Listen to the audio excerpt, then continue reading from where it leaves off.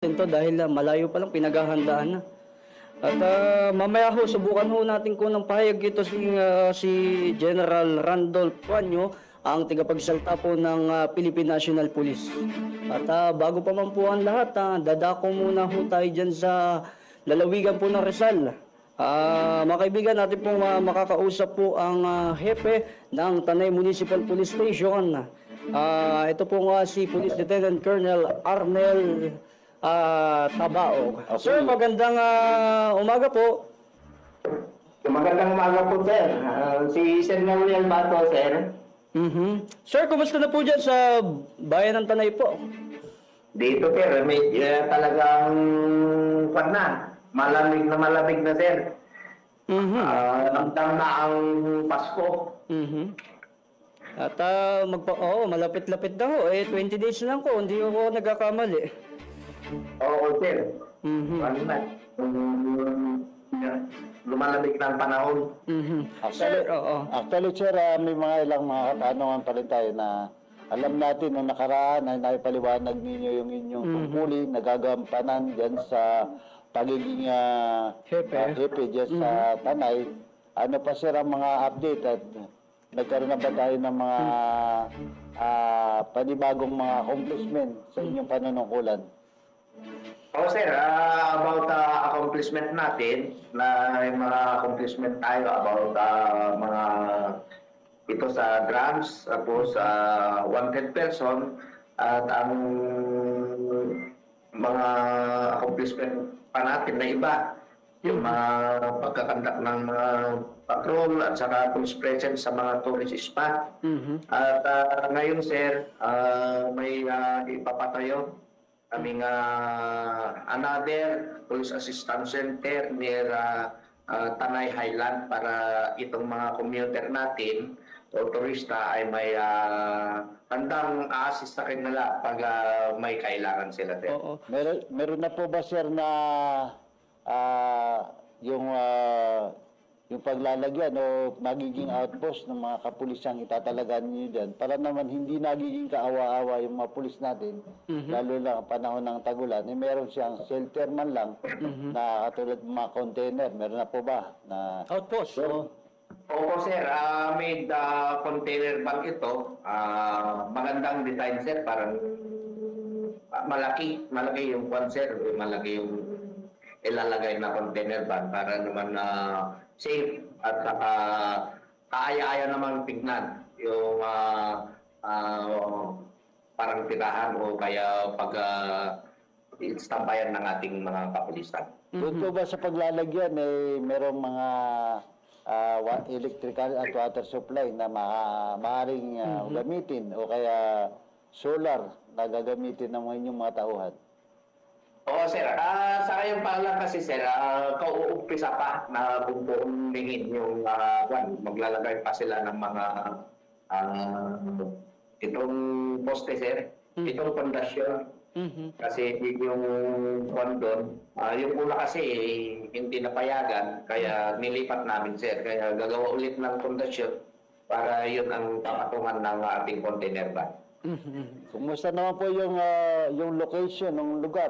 Hindi po ba naman malayo sa ang ibig po na secure po ba yung mga kapulisan diyan pagka sila nagbabantay o maayos naman po? Kasi may mga lugar ng pagkakataon na sila'y masyadong remote yung area nila. Lalo na kung communication, alam ba, sa radio communication at ang signal ng telepono. Yes, sir. Kinek namin nung isang araw kasi umakyat po ako doon para tingnan yung pagpatayuan ng ating container van o police assistance center. Ayos naman yung signal, sir. Tapos yung kuryente at saka other na gagamitin ng ating kapulisan. At nangako din si manager ng Tanay Highland na yung surrounding niya, sir, i-landscape, sir, para magandang tingnan. Ang pagkaalam natin, sir, yung area niyan, napakarami ng mga motoristang dumadaan at halos araw-araw.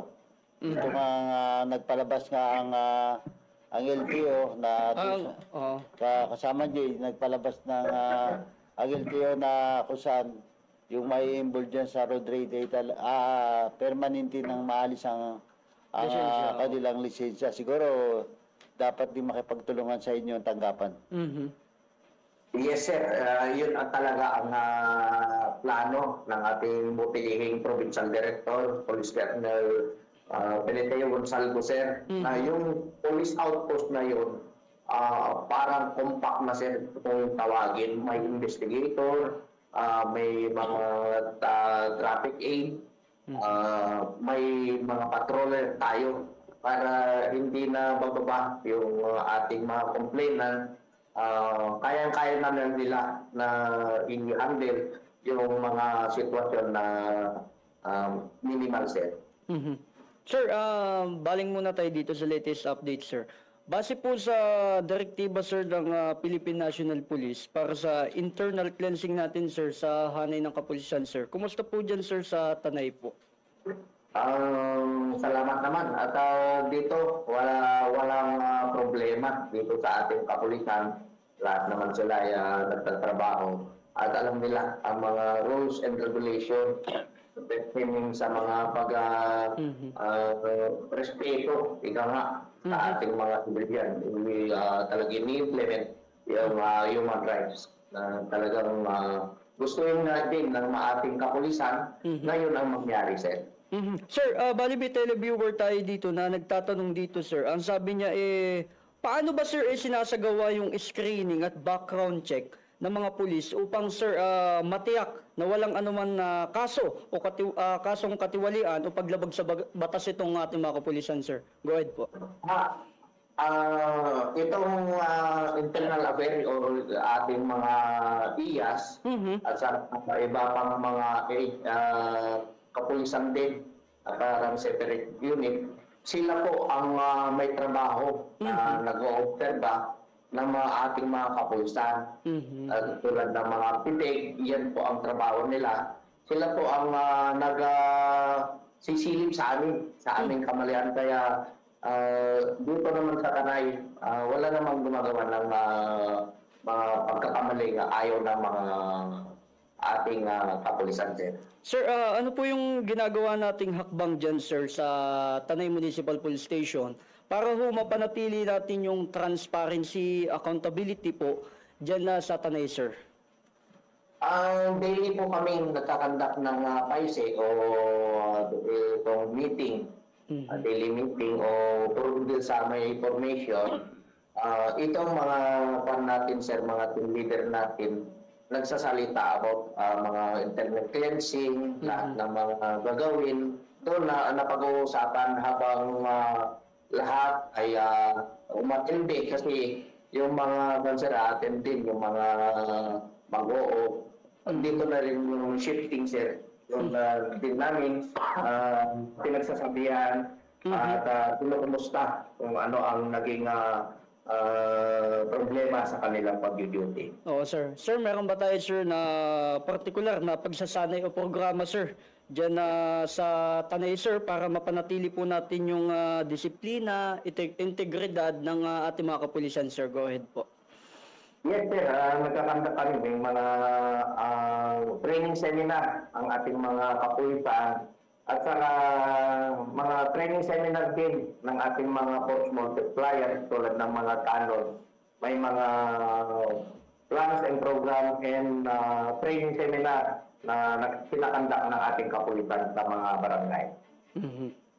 Sir, meron ba kayo, sir, magiging mensahe, sir, para sa ating mga kapulisan na... Kaya kasama dyan, bago sige. mensahe si Colonel, ay meron lang tayo dadagdag na tanong, sir, at Sige, hapalo. sa mga iba't ibang mga bayan at kahit sa provincial office, merong mga stakeholders, mga barangay, mga NGO, mga business, yun na tawag na consultative meeting, advisory. Diyan ba, sir, may plano kayong magkaroon ng yung NGO, barangay, business sector at iba pa na magkaroon kayo ng stakeholder dyan sa inyong bayan? Sapagkat Yes, sir. May mga kwan tayo, night watch, na mga tumutulong sa ating kapulisan na nagdumpi ng mga dyan sa lansangan. Ito yung mga volunteer na handang tumulong para sa peace and order. Meron din tayong PSO, sir, yung Public Safety Officer. Ito yung mga Metro 8, para Metro 8, na tumutulong din sa mga kapulisan natin.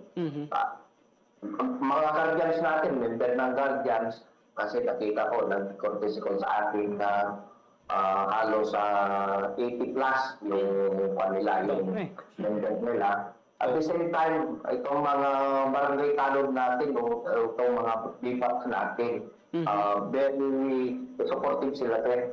Nakikita namin habang kami nagpapatrolya at doon sila, may mga talog o kaya BIPAPs, every barangay na nagtatanggap din ng patrolling sa kanilang mga barangay.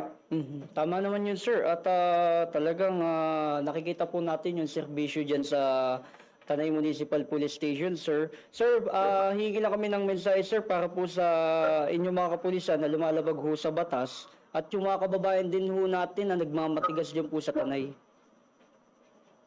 Salamat, sir, sa binigay niyong pagkakataon sa akin at mapalalahanan ang ating mga kapulisan na dapat hindi tayo gagawa ng hindi kaaya-aya sa mata ng tao para yung respeto at pagtingin sa ating kapulisan ay maganda at yung ating mga kabaranggayan o dito sa munisipalyo of Tanay, ituloy-tuloy na lang natin ang aim natin ng ating peace and order ay talagang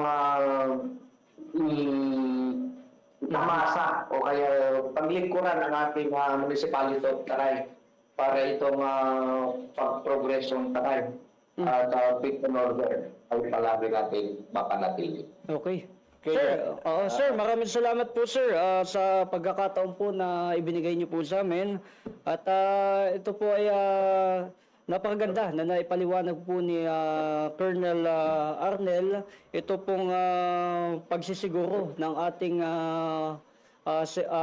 tinatawag na safety o mapanatili po yung kapayapaan po dyan sa bayan po ng Tanay Rizal po. Sir, maraming salamat po. Maraming salamat po kay Police Colonel Arnel Tabaog. Sir, maraming salamat po. Mabuhay po kayo. Congratulations po. Congratulations po, sir, sa inyo. Mga manonood ng iyong program, sir. Congratulations po, Police Lieutenant Colonel Arnel Medrano Tabahog ng Tanay Rizal. At congratulations. Sir, Good luck maraming salamat po. More power sa inyo dyan. Okay. Ayun po mga kaibigan, ating pong napakinggan ang butihing hepe ng Tanay Municipal Police Station na si Police Lieutenant Colonel Arnel Tabaog. Alam niyo ho, itong si Colonel Tabaog, talaga nakita po natin, napakaganda po ng kanya naging paliwanag. Tama naman ho na itong kapulisan natin, dapat tutukan po yung ating mga kababayan. Sinasabi ko nga kanina dun sa internal cleansing, syempre bilang hepe, dapat tinitignan din po yung kalagayan ng ating mga uniform personnel. Hindi naman po natin kasi may aalis sa ating mga kapulisan na mayroon pa rin talagang gumagawa ng hindi karapat-dapat. Tama kasamang Jay.